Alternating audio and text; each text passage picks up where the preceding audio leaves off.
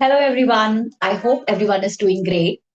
And today I'm going to share about a very beautiful chapter in life sciences, that is the fundamental unit of life. Class 9 से हम fundamental unit of life के बारे में जानते हैं, sales के बारे में जानते हैं। तो आज हम इसी चैप्टर को कंटिन्यू करने वाले हैं with some in a very beautiful way with some analogies. Also, I have tried to compile some extra information for you that would be helpful to gaining more and more. Let's go. So, I have, so first of all, I would like to give a question that have you ever thought, like I've discussed, कि living organisms जो होते हैं उनमें सबसे ज्यादा जो छोटी या आप कह सकते हैं फॉरमोस्ट यूनिट जो होती है वो कहाँ क्या होती है and that is cell right so basically if we talk about cell so cell is what cell is the basic और यू कैन से स्टार्टिंग और द स्टेपिंग स्टोन जैसे कि जब हम कभी भी आपने अगर देखा हो घर बनता है तो उसमें एक नींव रखी जाती है सिमिलरली जैसे जो लिविंग ऑर्गेनिजम्स उसमें सबसे छोटी जो यूनिट होती है वो क्या होती है सेल्स होती है जो कि क्या है स्ट्रक्चरल और फंक्शनल यूनिट है structural and functional unit of living organisms let's move forward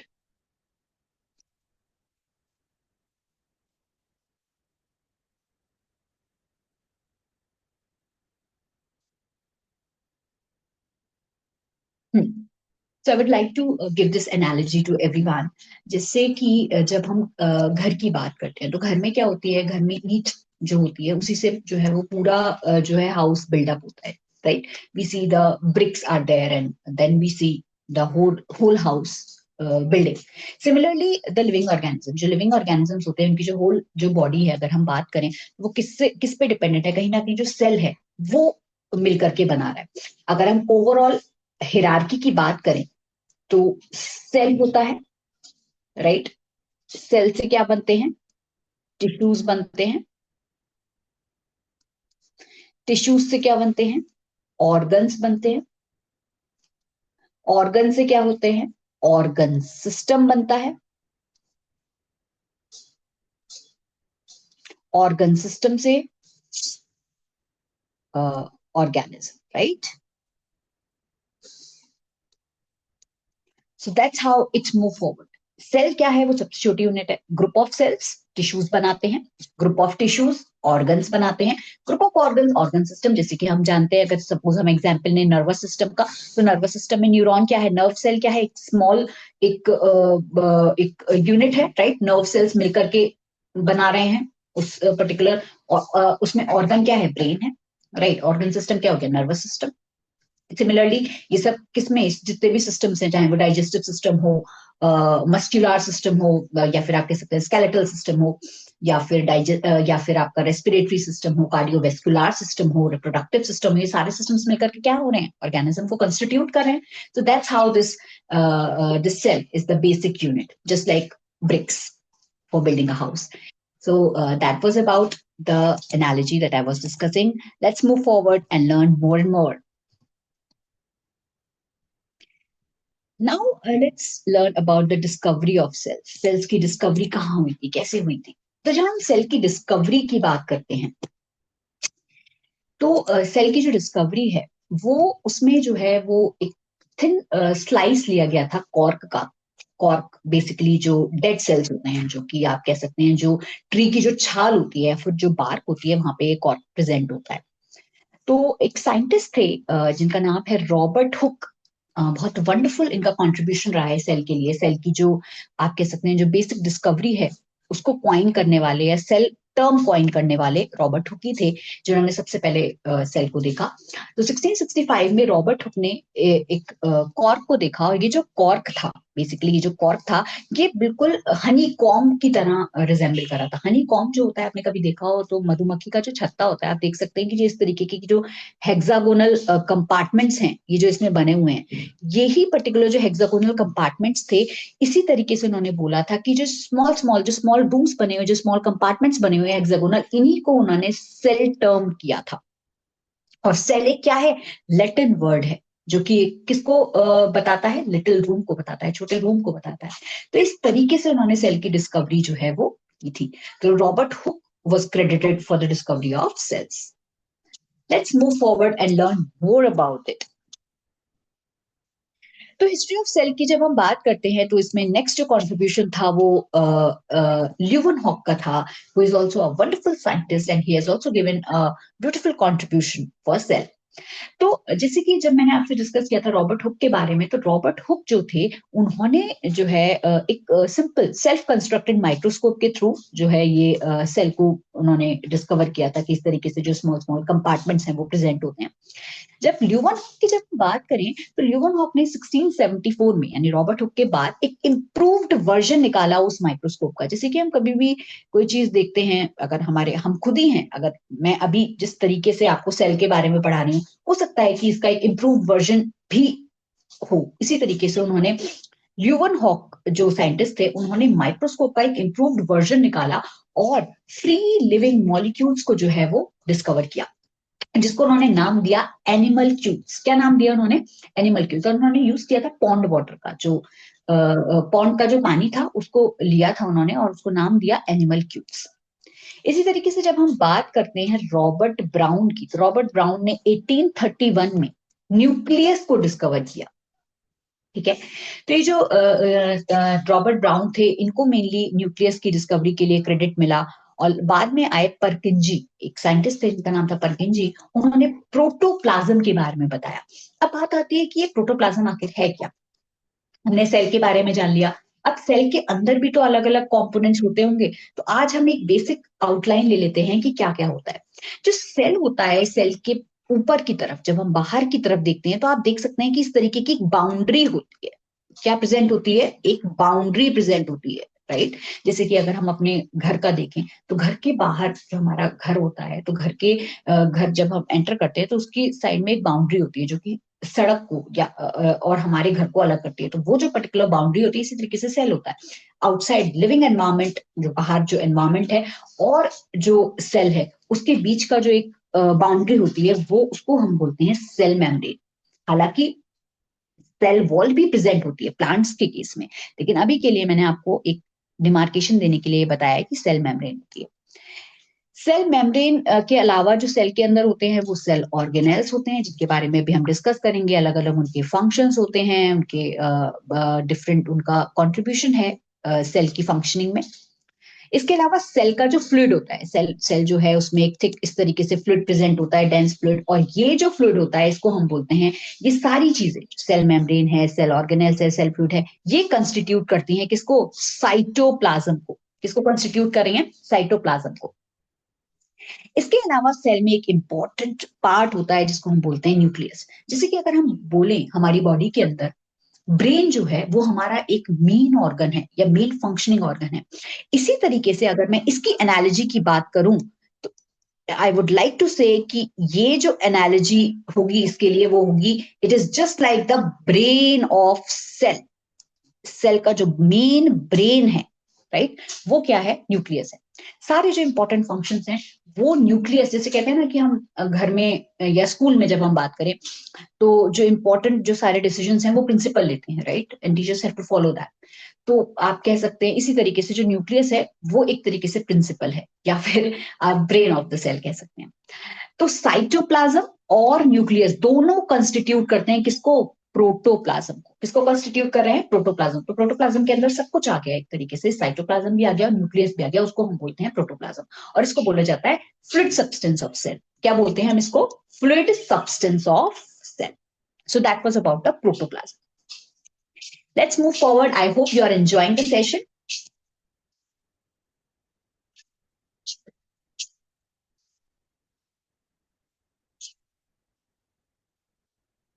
Let's understand more about cell theory.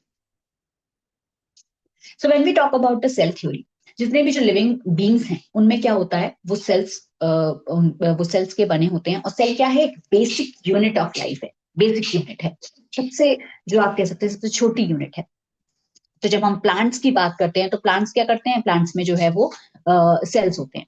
और ये जो कंट्रीब्यूशन था वो दिया था श्लीडन का जो कंट्रीब्यूशन था, उन्होंने ये बताया था कि जितने भी जो प्लांट्स है वो सेल्स के बने होते हैं, प्लांट्स हो या एनिमल्स हो। तो श्लीडन का जो कॉन्ट्रीब्यूशन था वो स्पेशली प्लांट्स के लिए था, जबकि हम श्वान के कॉन्ट्रीब्यूशन की जब हम बात करें तो उन्होंने ये बोला था कि जो एनिमल्स है वो किससे मिलकर बने हैं, सेल से मिलकर बने हैं। इसके अलावा जो थर्ड इंपॉर्टेंट पोस्टुलेट था सेल थ्योरी का, वो ये था कि जितने भी जो सेल्स हैं वो प्री एग्जिस्टिंग सेल्स यानी पुराने सेल्स से जो है वो मिलकर बने हैं, और इसको जो है रुडोल्फ बर्चो ने दिया था। इसके अलावा जो हम अगर हम उनके स्टेटमेंट की हम बात करें तो उन्होंने बोला था ओमनिस सेलुला ई सेलुला, that means all the cells are arising और deriving from the pre existing cell. So these are the small postulates that were related to the cell theory. Let's move forward and understand more about it. So let's go and know more about the types of organisms on the basis of cellular constitution. तो जब हम organisms की बात करते हैं तो organisms क्या होते हैं, दो टाइप के होते हैं, यूनिसेलुलर ऑर्गेनिजम्स और मल्टीसेलुलर ऑर्गेनिजम्स. यूनिसेलुलर ऑर्गेनिज्म जैसे कि हम नाम से जान रहे हैं, यूनी जो वर्ड होता है students, that is related to single यानी एक. ठीक है, तो जो सिंगल सेल्स होते हैं they are performing all important functions. जो सिंगल जो सेल्स हैं वो सारे इंपॉर्टेंट फंक्शंस को कैरी आउट करते हैं, इनमें किसी भी तरीके का कोई डिवीजन ऑफ लेबर नहीं होता. जैसे कि अगर हम बात करें, सपोज हमें एक डांस परफॉर्मेंस देनी है और डांस परफॉर्मेंस में हमारा एक ग्रुप है, उसमें 3-4 लोग हैं और वो सब साथ में मतलब हम प्रिपेयर कर रहे हैं. तो क्या होगा ना कि हम सबको डिस्ट्रीब्यूट कर देंगे कि भाई कॉस्ट्यूम का तुम ले लो, तुम सॉन्ग सिलेक्शन कर लो, one would be the choreographer and one would be the follower, एक फॉलोअर भी चाहिए. तो इस तरीके से डिविजन ऑफ लेबर कर दिया, मतलब अलग अलग काम डिस्ट्रीब्यूट कर दिया कि भाई सॉन्ग सिलेक्शन एक मेकअप के लिए भी होगा, तो इस तरीके से डिस्ट्रीब्यूशन कर दिया. जब यूनिसेलुलर सेल ही सिंगल है तो ऐसे केस में जो है सारे इंपॉर्टेंट फंक्शन वही पर्टिकुलर सेल जो है वो कैरी आउट करेगा. इसी तरीके से जब हम लाइफ स्पेन की बात करें तो एक शॉर्टर लाइफ स्पेन होता है, जबकि मल्टी सेलुलर ऑर्गेनिजम्स की जब हम बात करें तो इसमें मल्टीपल सेल्स होते हैं, मल्टी मीन्स मैनी, कई सेल्स होते हैं. तो इसमें जब हम बात करते हैं डिफरेंट सेल्स की, तो डिफरेंट सेल्स जो है वो अलग अलग फंक्शंस जो है वो कैरी आउट करते हैं. जैसे कि मैंने आपको बताया कि इसके केस में जो है वो डिविजन ऑफ लेबर प्रेजेंट होता है. डिविजन ऑफ लेबर की जब हम बात करें तो अलग अलग सेल्स जो है वो अलग अलग उनका जो फंक्शनिंग है वो कैरी आउट करते हैं. इसके अलावा जो लाइफ स्पेन की जब हम बात करें तो इनका लॉन्गर लाइफ स्पेन होता है, बड़ा लाइफ स्पेन होता है. तो इस तरीके से ये सारी जो ऑर्गेनिजम्स हैं वो ये एक इंपॉर्टेंट रोल प्ले करते हैं, unicellular organisms and multi cellular organisms. Let's move forward. So let's see the examples कि यूनिसेलुलर ऑर्गेनिजम्स के क्या एग्जांपल हैं. जब हम यूनिसेलुलर ऑर्गेनिजम्स की जब हम बात करते हैं तो इसके केस में हम देखते हैं अमीबा, राइट. इसके अलावा ये जो आपको जो स्ट्रक्चर दिखाई दे रहा है that is related to Chlamydomonas. I hope you all are aware of it.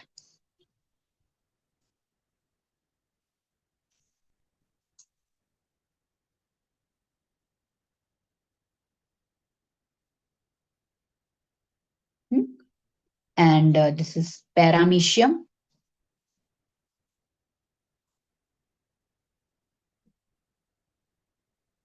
and this is bacteria, right? So these are some examples of unicellular organisms जिसमें आप अमीबा को देखते हैं, क्लामाइडोमोनास को देखते हैं, पैरामीशियम को देखते हैं, बैक्टीरिया को देखते हैं, जिनमें जो सिंगल सेल है वही सारे फंक्शंस को कैरी आउट कर रहा है. So these are the basic examples of unicellular organisms. इसके अलावा जो unicellular organisms की जब हम बात करते हैं तो I would like to enlist की एक और ऑर्गेनिज्म ऐसा है जो कि इसमें हम इंक्लूड करते हैं, that is east, right. East हालांकि एक फंजाई है लेकिन वो भी एक क्या है, यूनिसेलुलर ऑर्गेनिज्म है.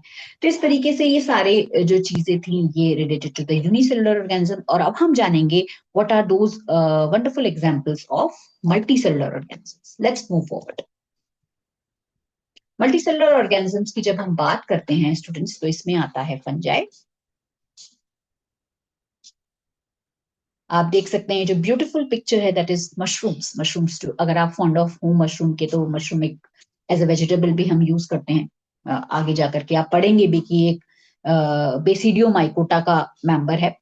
तो इस तरीके से जो फंजाई है वो मल्टीसेलुलर ऑर्गेनिजम्स में आती है, प्लांट्स मल्टीसेलुलर ऑर्गेनिजम्स में आते हैं. इसके अलावा एनिमल्स भी क्या हैं, मल्टीसेलुलर ऑर्गेनिजम्स हैं. So that is about these.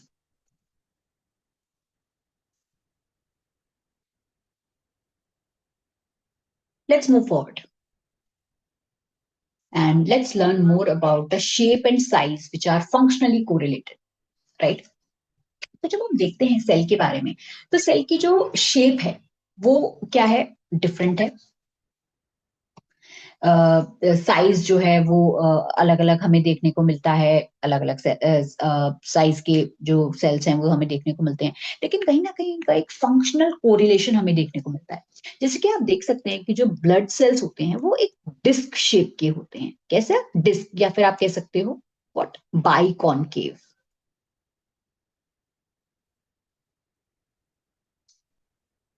Right. Nerve cell को हम देखें तो ये कैसे होते हैं, इलोंगेटेड होते हैं, राइट। स्मूथ मसल सेल्स कैसे होते हैं, एकदम बिल्कुल एक शेप लिए हुए होते हैं, आप कह सकते हो स्पिंडल शेप के होते हैं, स्पिंडल शेप्ड, ठीक है। फैट सेल क्या है, एनलार्ज्ड है।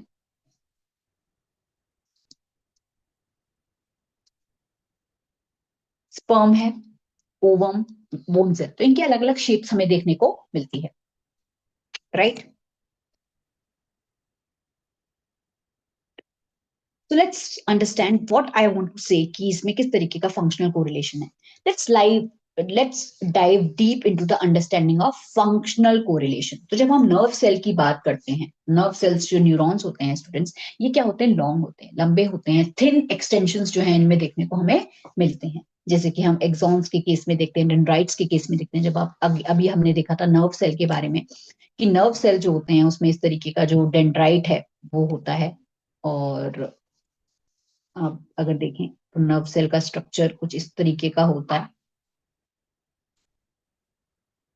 तो डेंड्राइट्स प्रेजेंट होते हैं जो कि एक तरीके का रिसीवर होते हैं, और इस तरीके के वो इलोंगेटेड शेप में होते हैं, लॉन्ग एक्सटेंशंस जो है वो उनमें प्रेजेंट होते हैं, that will allow to connect with other neurons, जिसमें वो अलग दूसरे न्यूरॉन से जो है वो कनेक्ट कर सकते हैं, right. And it can transmit the electrical impulses efficiently. जैसे कि एक न्यूरॉन से, एक पर्टिकुलर न्यूरॉन से दूसरे न्यूरॉन तक इंफॉर्मेशन लेके जानी है, तो इस तरीके से जो इंफॉर्मेशन है, सपोज मेरा हैंड किसी फायर वाली प्लेस पे लग गया है, तो उससे जो मुझे इंफॉर्मेशन है वो लेकर के जो है वो मुझे ब्रेन तक पहुंचानी है। ये सारा काम कौन करता है, नर्व सेल्स करते हैं, फिर हम उसको बोलते हैं न्यूरॉन्स, राइट। अब हम बात करते हैं रेड ब्लड सेल्स की। रेड ब्लड सेल्स को बोला जाता है एरिथ्रोसाइट्स। तो एरिथ्रोसाइट्स क्या होते हैं, बाइकॉनकेव होते हैं, डिस्क शेप के होते हैं, ठीक है। अब इनका डिस्क शेप क्यों होता है, डिस्क शेप इसलिए होता है ताकि ये अपने सरफेस एरिया को मैक्सिमाइज कर सकें ऑक्सीजन के ट्रांसपोर्ट के लिए, ताकि ऑक्सीजन जो है वो इजीली ट्रांसपोर्ट हो पाए। जी। अब बात करते हैं मसल सेल्स की। तो मसल सेल्स क्या होते हैं, इलोंगेटेड होते हैं, सिलिंड्रिकल होते हैं, ताकि ये कॉन्ट्रैक्शन कर सकें फॉर द मूवमेंट, कॉन्ट्रैक्शन कर सकें, फोर्स को जनरेट कर सकें फॉर द मूवमेंट। नेक्स्ट अगर हम बात करें एपिथेलियल सेल्स की, तो एपिथेलियल सेल्स क्या करते हैं, टाइट जंक्शंस फॉर्म करते हैं। एपिथेलियल सेल्स जो होते हैं उनके बीच में जो है इस तरीके का एक टाइट जंक्शन फॉर्म होता है, इस तरीके का जंक्शन फॉर्म होता है जिसके कारण कोई भी किसी भी तरीके का ये पर्टिकुलर ये जो है दो सेल्स के बीच में एक तरीके से सीलिंग कर देते हैं। सीलिंग करने का काम क्या होता है कि यहाँ से कोई भी आयन या किसी भी तरीके का कोई भी सब्सटेंस जो है वो पास नहीं हो सकता। तो टाइट जंक्शन, या फिर आप कह सकते हैं उनको टिश्यूज को किसी भी तरीके के हार्मफुल इफेक्ट से, एब्रेजन से, जब हम कहते हैं ना कि एब्रेजन का मतलब होता है रगड़, तो अगर सेल के ऊपर कोई रगड़ हो रही है या किसी भी तरीके का कोई हार्म सेल को पहुंच रहा है, उसको प्रोटेक्ट करने के लिए वो जो होते हैं वो एपिथेलियल सेल्स होते हैं, क्योंकि आपस में एक टाइट जंक्शन फॉर्म कर लेते हैं, किसी भी तरीके का कोई हार्मफुल सब्सटेंस जो है वो सेल को हार्म ना कर सके, उसके प्रिवेंशन के लिए एपिथेलियल सेल्स का एपिथेलियल सेल्स जो है वो इस तरीके से डिजाइन होते हैं। अब बात करते हैं स्पर्म सेल्स की। तो स्पर्म सेल एक टेडपोल लाइक शेप ले लेते हैं ताकि जो है वो स्विम कर सके और आसानी से जो है वो एग तक जो है वो रीच कर सके। तो इस तरीके से जो सेल की जो शेप है वो इस तरीके से डिजाइन की गई है कि वो एक पर्टिकुलर फंक्शन को कैरी आउट कर सके। So that's about the functional correlation that is related to the shape. So let's move forward and learn more about it, students. I hope you all are enjoying it. And now we are moving towards the size of the cells. तो size की जब हम बात करते हैं तो largest जो सबसे बड़ा सेल है वो ऑस्ट्रिच एग है, जिसको हम शुतुरमुर्ग का अंडा भी बोल सकते हैं हिंदी में। और ये 1.4 kg है। 15 सेंटीमीटर लॉन्ग है। लार्जेस्ट सेल की जब हम बात करें तो इसमें है फीमेल एग, और जिसको हम बोलते हैं ओवम। लॉन्गेस्ट सेल की जब हम बात करें तो नर्व सेल है और न्यूरॉन है, जो कि क्या है 5 फीट। अब स्मॉलेस्ट सेल की जब हम बात करते हैं तो माइकोप्लाज्मा और पीपीएलओ, जिसको हम बोलते हैं प्लूरो निमोनिया लाइक ऑर्गेनिज्म। ठीक है। अब स्मॉलेस्ट सेल की जब हम बात करें तो ह्यूमन बॉडी में जो है वो मेल गैमीट है या फिर स्पर्म है। तो इस तरीके से जो साइज है सेल्स के वो डिजाइंड है, और इस तरीके से जो है वो सेल के साइजेस जो है हम देखने को मिलते हैं। Let's move. अब लास्ट में एक इंटरेस्टिंग इन्फॉर्मेशन मैंने डिसाइड किया है कि जब भी मैं कोई भी अपनी वीडियो अपलोड करूंगी या किसी भी तरीके का कोई भी टॉपिक डिस्कस करेंगे तो उसमें लास्ट में एक इंटरेस्टिंग इन्फॉर्मेशन आपको देने का ट्राई करूंगी, ताकि मेरी नॉलेज भी बढ़े और आपकी नॉलेज भी साथ साथ बढ़ती चली जाए। तो ये थी इंटरेस्टिंग इन्फॉर्मेशन। हालांकि हो सकता है कि आपको पता भी हो इस बारे में, लेकिन मैं आपको बताना जरूर चाहूंगी। जैसे कि हम जानते हैं कि मोस्टली जो लिविंग ऑर्गेनिजम्स हैं वो सेल्स के बने होते हैं, लेकिन कुछ लिविंग ऑर्गेनिजम्स ऐसे भी हैं जो ए सेलुलर हैं। जैसे कि एक और एग्जांपल मैं इसमें ऐड करूंगी, वायरसेस जो हैं उनको भी जो है वो ए सेलुलर ऑर्गेनिज्म कंसिडर किया जाता है, क्योंकि जब होस्ट के बाहर वो रहते हैं तो they are non living, they are acellular, क्योंकि उनमें कोई भी किसी भी तरीके का सेल नहीं होता। इसी तरीके से जो प्रायॉन्स होते हैं वो भी क्या है, एक तरीके के प्रोटीन्स हैं। अभी आप लोग ये जानिए, एक तरीके के प्रोटीन्स हैं, और आप कह सकते हो मिसफोल्डेड प्रोटीन्स हैं, राइट, जो कि क्या है ए सेलुलर ऑर्गेनिजम्स है, बिना सेल के। और ये ह्यूमन में और एनिमल्स में, इनमें जो है वो डिसीजेस कॉज करते हैं। So that's about the prions and viruses. I hope you like this, and let's end this session on a beautiful note, that perfection is not attainable, but if we chase perfection, we can catch excellence. So that's about it. Thank you very much for joining us, and keep learning, keep shining, and just take care. Thank you very much.